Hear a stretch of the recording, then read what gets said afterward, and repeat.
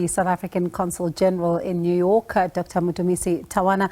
Thank you so much for your time, Dr. Tawana, this evening. Let's talk about the cultural center. I mean, what can the viewers expect when they get there?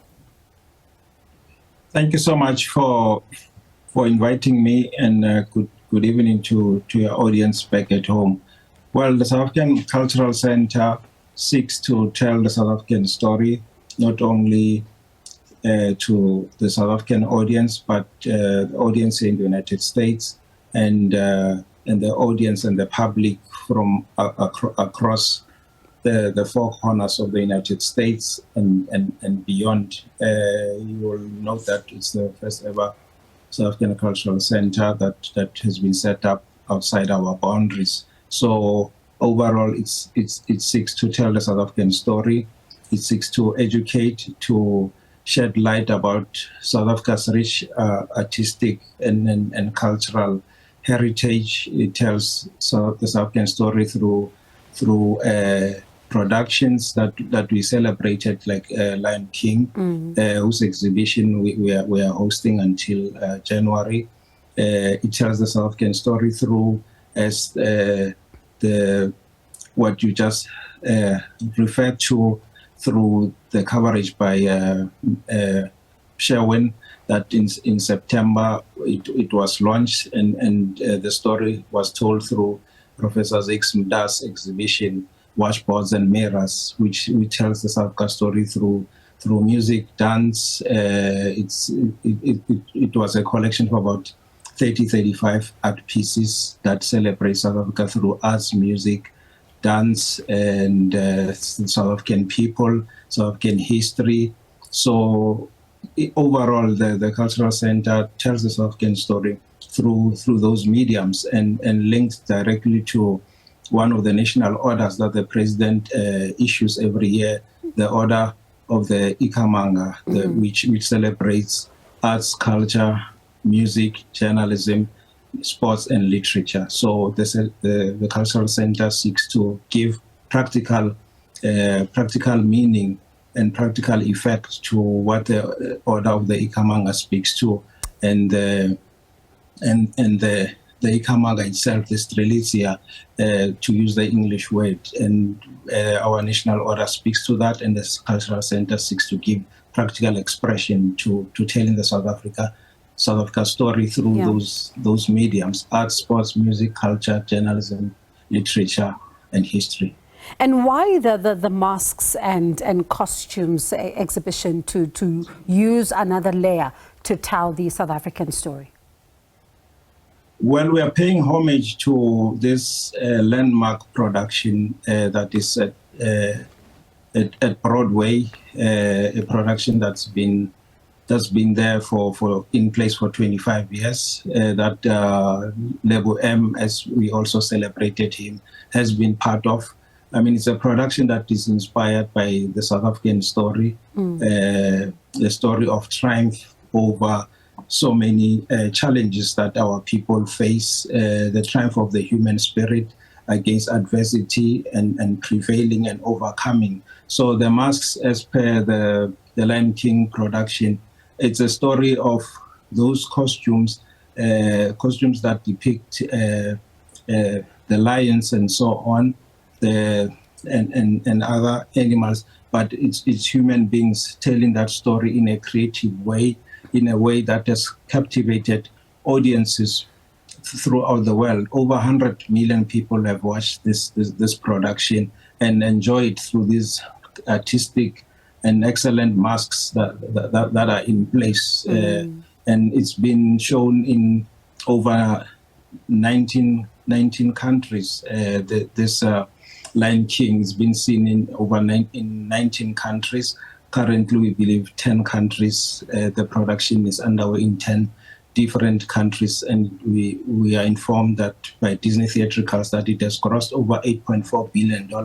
But it is a quintessentially South African story, comprising of so many South Africans, as Mr. Lebo M has indicated, and as the footage tells the story, that it's essentially South Africans that have been the bedrock of this production, and South African language is told. So it's not only the mass, but it's the language that is spoken. You hear Xhosa, Sotho, South African languages being spoken, and many of the role players are South African. Lebo M, Ron Kunene among the founding or the original cast members, and to date you have many other South Africans, including Sibongiseni Duma, among many other members of the cast.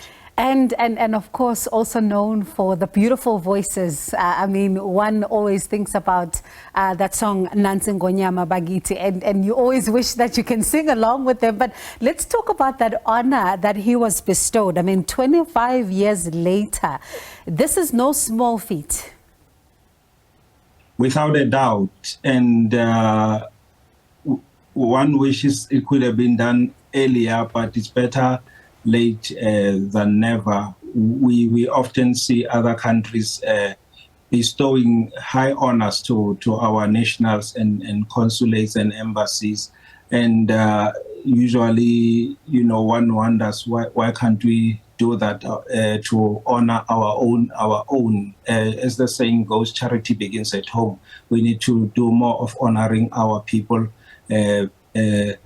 recognizing and appreciating ourselves, our performers, our artists who have overcome so many odds. The Lebo M story is a very interesting story itself, whereby he went through hardships when he came to the United States, did all sorts of things to survive, and before he knew it, he was off the streets and in Broadway. He moved from the streets to the suites. And let's talk about, you know, this particular initiative and how much of a boost it's going to be for South African tourism. I mean, this is an exhibition that is open to everyone else that really wants to see it. Yes, this exhibition is actually the 5th exhibition that we have in place ever since we took heed of what our minister said last year, May the 20th in Parliament, talking about the embassies and consulates needing to do more to promote arts and culture. And this is also in line with the Foreign Policy Review panel that said the embassies need to do more.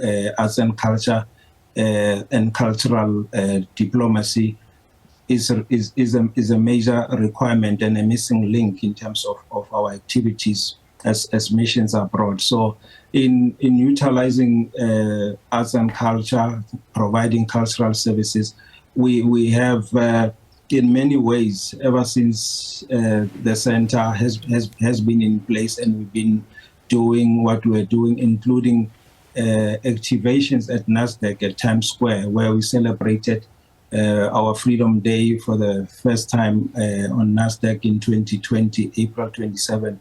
We had an activation at NASDAQ, and even this April 27, we had another activation on June 16, an activation that spoke to South Africa, celebrating in particular this April 27, Nelson Mandela, who fought for our freedom, and then Desmond Tutu, who prayed for our freedom, and so many people who even through music sang. Miriam Makeba, who sang for our freedom. So those activations, even at NASDAQ, and the 5 exhibitions that we have so far staged at the consulate, have helped to put South Africa on the map. South Africa has become the buzz in New York and beyond. And as you may be aware, the United States, since last year, has become our #1 source of foreign tourism into South Africa. We're receiving upwards of over 82,000 tourists who are from the US, and we are poised, as you know.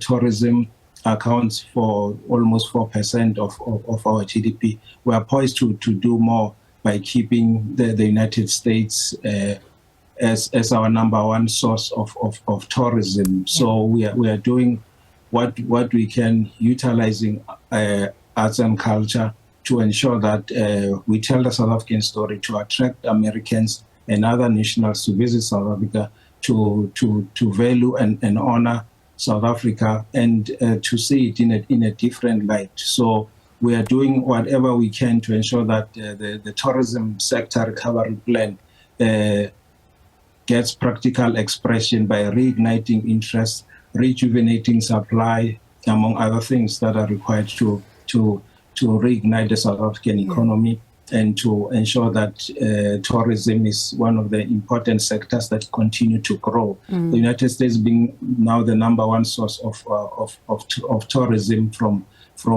abroad and enjoying a very strong dollar it makes it easy for Americans to visit South Africa. But we best tell our story through arts and culture, through ensuring that when they come to South Africa, they appreciate the rich artistic brilliance and talent that South Africa has. Thank you so much. Thank you so much for your time. Do appreciate it. And all the best with the exhibition. It all looks amazing from here. That was the South African Consul General in New York, Dr. Motumisi Tawana.